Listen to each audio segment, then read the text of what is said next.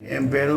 నా పేరా శ్యామ్ కుమార్. శ్యామ్ కుమార్. ఎక్కడి నుంచి వచ్చినావు? గిద్దలూరు నుంచి వచ్చాను. గిద్దలూరు. ఏం బాధతో వచ్చినావు? కిడ్నీలు ఫెయిల్ అయింది. కిడ్నీలు ఫెయిల్ అయినాయి. ఎంత సీరం క్రియాటిన్? 8.6 ఉంది. 8.6. ఎక్కడ ఎన్ని సంవత్సరాలు అయింది? ఇప్పుడు 9 నెలలు అయింది.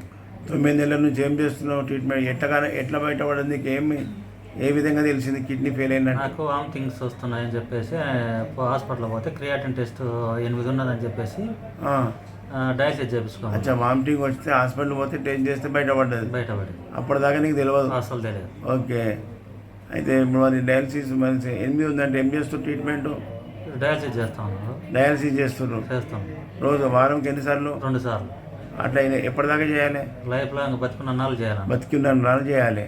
అది కరెక్ట్ ట్రీట్మెంట్. ఇంకా బతికేది మస్తుంది. నువ్వు చిన్న ఏజే కదా, ఇంకా మరి ఎప్పటిదాకా చేసుకుంటావు? హింస ఎంత కష్టమవుతుంది చేస్తుంటే. 4 గంటలు వండుకోవాలి.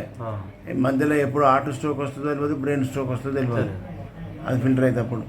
కాబట్టి అది కాదు. ఇది హోమియోపతిలో కిడ్నీలకు నెఫ్రాన్స్కు మంచిగా నార్మల్ అయ్యేటట్టు చేసే శక్తి హోమియోపతి మందులలో ఉన్నది. మీరు చెప్పే సిమ్టమ్ బట్టి మేము మందు ఇస్తాం. ఇక్కడ మందు ఇస్తప్పుడు 5 నిమిషాలు చూసి నీకు ఇస్తున్నా. 24 అవర్స్ నీ పెయిన్ నీకు తెలుస్తుంది. ఏం తినాలి, ఏం తాగాలి చెప్పినవన్నీ మంచిగా పత్యం చేస్తే 100% సక్సెస్ అవుతావు.